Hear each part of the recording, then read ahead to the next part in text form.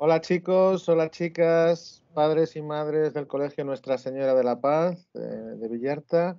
Hoy tenemos a la que se le conoce como la Sirena del Mar, a una buceadora de Tucson en Estados Unidos. Ella se llama Samantha Schwann, y ha tenido el placer de acceder a esta entrevista. Y vamos a empezar con todo.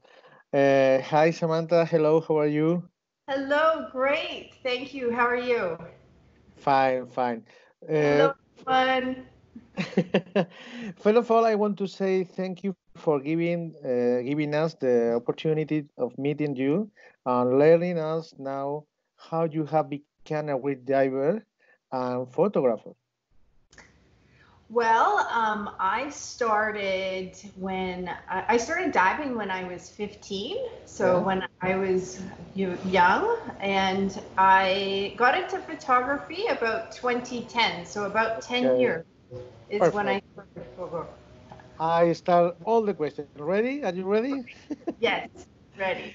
Well, the first one is we would like to know how were you as a child and Okay. how was your school life? What was the name of your school and where is located? Okay. I grew up on a small island in Canada, in British Columbia, which is the west side of Canada. Yes.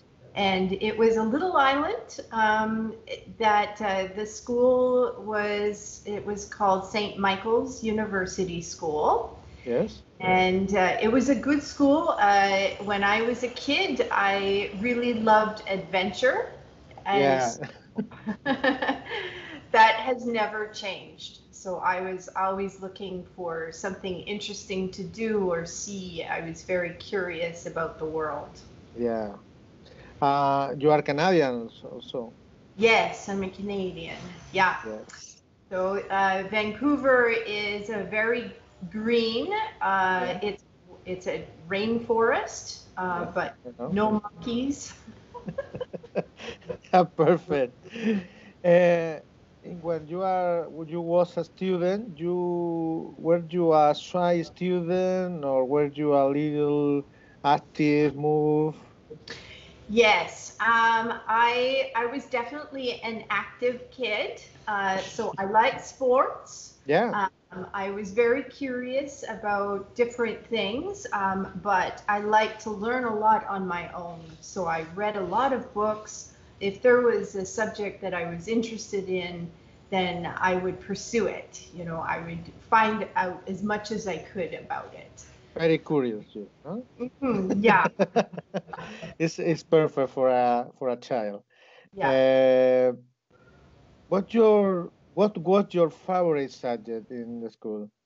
Oh, I really loved writing. I loved Yeah. to write, and I really loved art. So sometimes the art I wasn't so good at, but I really loved it. And I also really enjoyed physics. So it was funny because I wasn't very good at math, but Yeah. I really enjoyed physics because I understood why we were learning it. Ah, perfect. Science and humanists. Okay. Yes, yeah, a little bit of a balance between, yeah. Yes, it's perfect. Um, uh, has a teacher made you like or hate a subject or Mm. one subject? Yes, I had a few teachers who had a really big impact on my life. One was an English teacher Yeah. who I was having a little hard time with Shakespeare, Ah, and they made me rewrite a paper, and through that rewriting, through that discovery of, okay, this wasn't, I needed to do it again, I yeah. rewrote it and I had a better understanding of Shakespeare, and from there they really had an impact on my courses going forward. Ah, perfect. I think I also had a really good science instructor who really taught me the value of, if I was interested in a subject, to Yeah. learn about it on my own. You know, so to really take that learning and that interest and curiosity and continue with it. Ah, perfect. At the school, did you already know what you wanted to be as an adult? I had no idea. No? You No want idea. you I want to knew be an astronaut or I knew I loved the ocean. I yeah, really loved whales. I really yeah, loved whales. And I knew I loved the ocean, especially we were by the ocean. So although I had, some inkling of that and perhaps some idea that I wanted to be an explorer, yeah, but I didn't, nothing was concrete. yeah. Look, look really. Um, how was your high school? Was easy? Was difficult for you? I loved high school. Yeah, Had a lot of really great friends. yeah. So the high school was fantastic. It was a good environment. It was challenging, and I got to play sports and develop some good skills with friends. Yeah. But it also, I started diving through my high school, Ah, which for me was a life changing experience. Without that school, without taking that opportunity that the school provided, I would not be where I am today. So I'm very grateful. like a extracurricular activity, no? Yes, yeah. So every year they would offer the students a Yeah. chance to do an activity, and sometimes it was rock climbing or kayaking, or, my case was diving. Yeah. And I didn't realize that some of these activities I would, really fall in love with. I would really enjoy, and it turned out to be something that I was passionate about for the rest of my life. Yeah, so funny. Uh, did you study at the university? I did not. Yeah. So right after school, I learned to dive when I was 15, Mm. and I continued on. I became a professional diving instructor, Yeah. and With 15 years. well, no, at 18, Ah, as soon okay. as I could, yes, yeah. And so right after school, that's what I did, is I became a diving instructor, and I taught.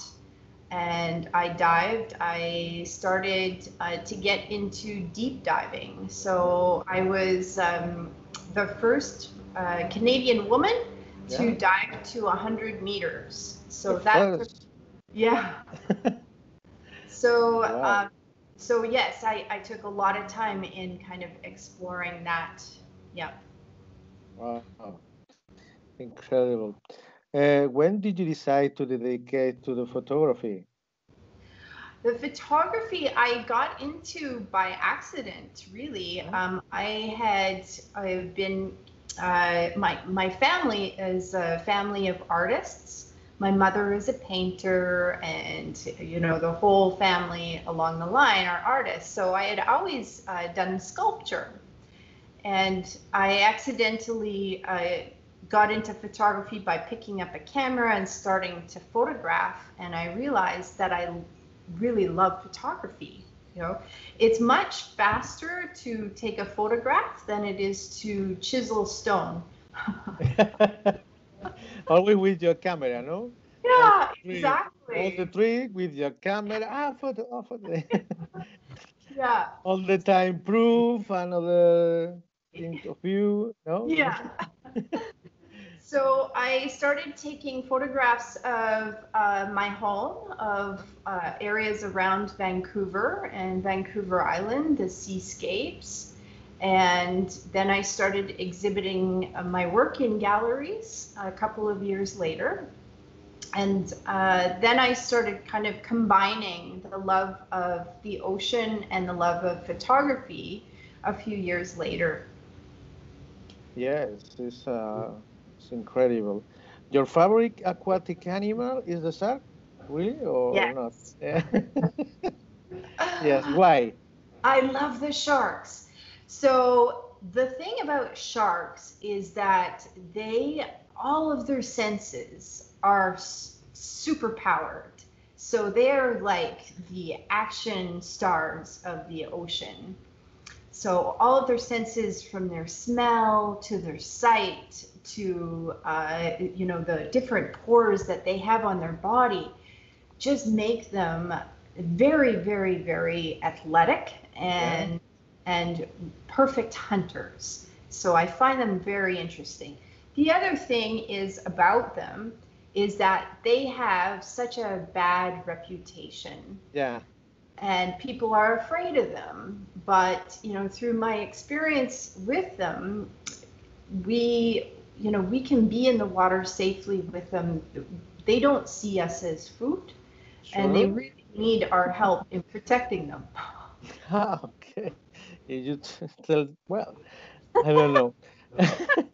My favorite are the dolphin and the whale shark. The whale shark, Whale yes. shark, yes, it's Yeah. amazing. So when I was in Antarctica, I saw the humpback whales. So incredible. Aren't they amazing? Yes. They're big. They're Big, so big. big. Yeah. Near the sea, with the iceberg. Wow. Incredible. Wow.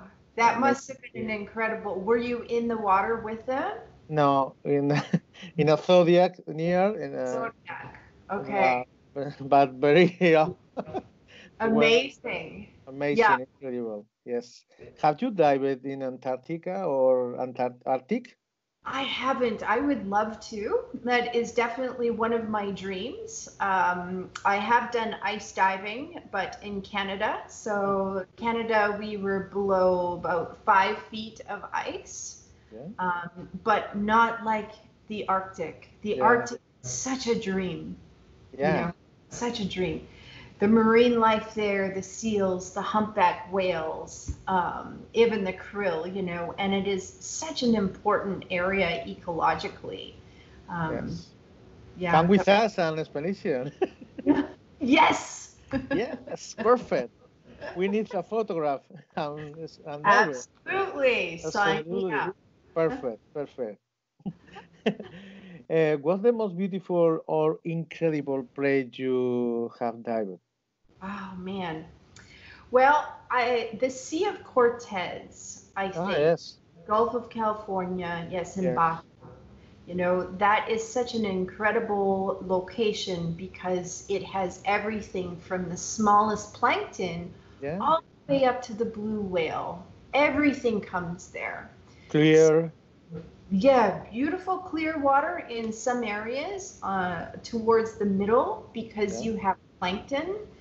The water gets a little bit closer, but the plankton is so thick that it will entirely cover entire reef systems. It's amazing. Yeah, I know. So I think that is one place that I could probably spend, the rest of my life photographing and still not see everything. Yeah, good. What is the most dangerous animal you have dived with? Besides humans? Yeah. Another animal. Yeah, I think in September, I was in French Polynesia, which basically you have whales that come up from Antarctica, the humpbacks, and they come to French Polynesia to mate and give birth. And it's a very warm, calm location for them. So there, they also have a presence of certain species of sharks, and one of this species is the oceanic white tip. So this is a big shark, and I wouldn't say I was nervous, but there are rules when you are in the water with them. You have to maintain eye contact, and make sure that you respect them. So I think that would be the most dangerous animal, I think. Okay. What is the photograph you have taken that you feel most proud? It is of a mako shark, Yeah. which is the fastest shark on the planet, and Fastest. this was fastest. Yes, so up to 60 miles per hour is shark go. And it was taken in Cabo San Lucas in Mexico. Yes. And they are endangered sharks. Just as of 2019, their numbers diminished. And I think it is one of the photographs that has won the most awards. So I am happy of that photo just because I'm able to tell the story of the shark and expose new people to the fact that we don't necessarily need to be afraid of them. Yeah, really. Had you dived in Spain? No, I would love. Oh, you need to I come here. know. I hear so many amazing things about it. I would love to go. I would love to go. Yeah, we have an island. The name is in Galicia, near to the Galician coast. It's Okay. so pretty island. Yes, Really? incredible. In the Atlantic Ocean. Pretty. Yes, lots of different areas which are ecologically unique as well. Yeah, yeah. Yeah. Well, a few days ago, I interviewed a diver and historian friend. His name is Carlos Mico. He worked at the Oceanographic in Valencia with sharks like you, and has created the Ancora Association to protect the archaeological heritage under the sea. In your dive, had you seen some archaeological remains submarine? Not so much. In Canada, there are a few big wrecks. Yeah. So a lot of them are located around the island, and some of them are natural, and then some of them have been purposely sunk, as a exploration area for divers. Yeah. So I think the biggest one was maybe 300 meters long, so very 300. Very big. 100 meters, 100 meters, different, yes. But I haven't done any natural, like old school, very natural wrecks. I think that would be very exciting to do, especially I'm sure there's a lot of sharks on them. Yeah, in Spain more archaeological remains. Yes. Yeah. Well, in this interview, we like to talk about books. We think that reading is very important for the kids. Yes. They done as more complete people. I know. I would like you to recommend two books, one for kids and one for adults, that can serve it as inspiration in these difficult days that we are spending at home. Yes. Okay. So my one for children that I like, which I read as a child and I really enjoyed it, was called Jonathan Livingston Seagull. And it was, I don't want to spoil, but it is a story about a seagull who wants to learn how to fly as best as he can and explore the world. Oh, really? It's very good. Yes, it is a classic story. Okay. The other book that I like as an adult is called The Secret Life of Trees. And it is I translate La vida secreta de los árboles. So The Secret Life of Trees is how trees can communicate with each other on a cellular level. So for example, if you have two eucalyptus trees in the desert, in the savannah, and one of them is being eaten by a giraffe, the leaves will emit a pheromone, a scent. And so the trees downwind will take up this scent and they will start to make their own leaves bitter. So it is a very good story of how the world is very connected, and sometimes even the things like we wouldn't think of, like a tree, is very, very interconnected. And so as a planet, we all are connected together, and it's a good way to be reminded of that, I think. We're all in this together, especially in a time like this. Yes, I think that we need this book now. Yes. Yeah. Yes, it's totally necessary. I think Yeah. we need to change and Yes. really change. No, really to change on the normal life. No, the normal life is different now, and we need to change our mind, our Yeah. mentality about the planet and about the nature. I think. Okay. So true. Okay. Well, we finished the interview. So Lizzie, thank Yeah. you very much for your kindness and for explaining to us how dreams can come true with words and effort. I think it's very important to say this, and I hope to see you soon in Spain. Well, thank you very much. Thank you for having me. This has really been great. Yeah, and I would love to come to Spain. Perfect. See you soon. Thank you Okay. so much. Bye-bye.